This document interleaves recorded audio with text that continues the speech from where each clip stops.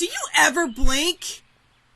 Boulder thinks you're cute. Oh, son of a...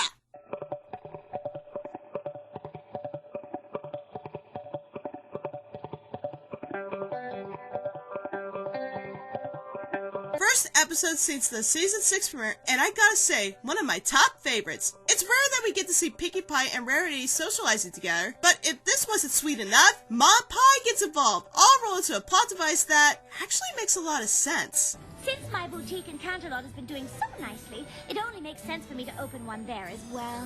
It's nice to see Rarity becoming a big business investor. I mean, dang, she moves fast. It's only been season 5 since we opened up Canterlot Boutique, but it mixes in well with why she's accompanied Pinkie and Mod Pie since they are having a special sister outing together in the same location. Yay for convenience! Not to mention, once again, the show reminds me why I love it so much. The development of the characters and spending time together reminded me so much of my love for my family and friends. These kind of interactions are very relatable, if not enjoyable, as well as inspiring to me to get out and do more things with my inner circles. Of course, things go a little over the top when Pinkie Pie makes it her highest priority to match Mod Pie's gift with her own when they do have a sister-present exchange. I get that Pinkie wants to show Mod her love as a sister, but even I was a bit surprised to see Pinkie getting so competitive about it. Granted, it is Pinkie. She tends to over-exaggerate things and take it too far. I mean, do I really need to mention Philly Vanilli?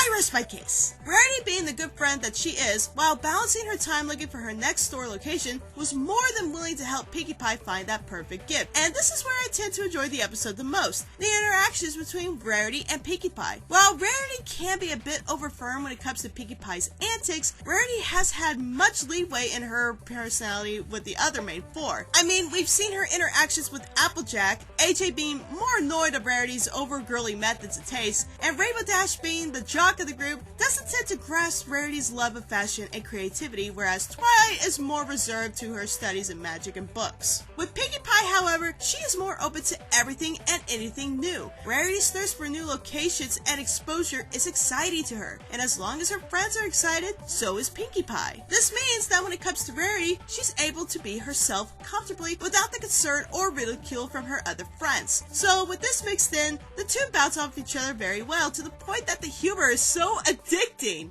Never did I expect to see Pinkie Pie duck her head into a giant dish of ice cream, and what? Okay, I have only one question here. Where do I get this ice cream, and why do I not have one yet?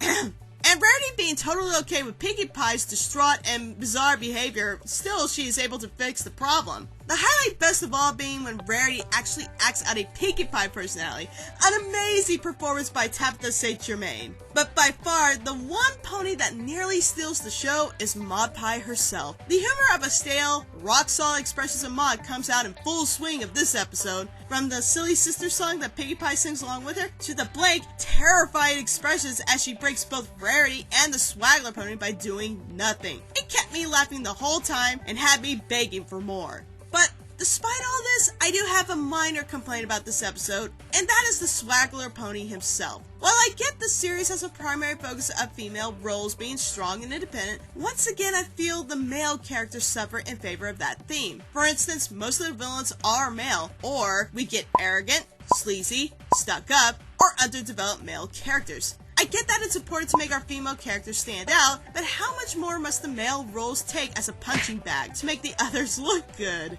If I could find a way to readjust this pony's role, it wouldn't be so much to make him look swaggler or like a con artist. Perhaps his pouch was a gift itself, and he didn't really want to give it up, making him and Pinkie Pie connect to each other in the same way. That way, when Mod Pie does confront him, they have an emotionless conversation. Well, with Mod Pie anyway. How he didn't want to give up the pouch and he felt pressured, and it was more happy to trade back. At least this way, the conversation could have still been entertaining, and the male role doesn't have to suffer looking like a villain. With that, overall, I give this episode a solid 9 out of 10. It was both humorous, had loads of continuity involved, the new background locations were very welcoming, and once again the animation and acting was spot on. It's an episode I'm more than happy to come back to. That's all I have to say on this era, Pony. If you have questions or comments you wish to contribute on this episode, be sure to write them down in the comments below. I would love to hear from you. Also, hitting that like button or subscribe or checking out my Patreon is greatly appreciated too. Until then, everybody, keep an eye out for those rainbows. They will make you smile.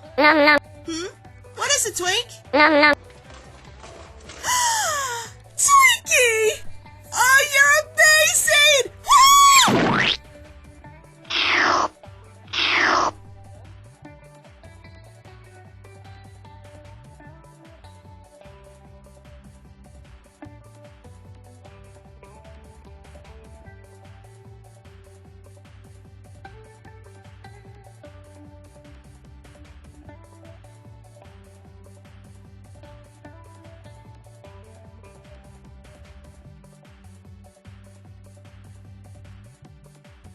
It was both humorous, had loads of continuality, but involved continuity.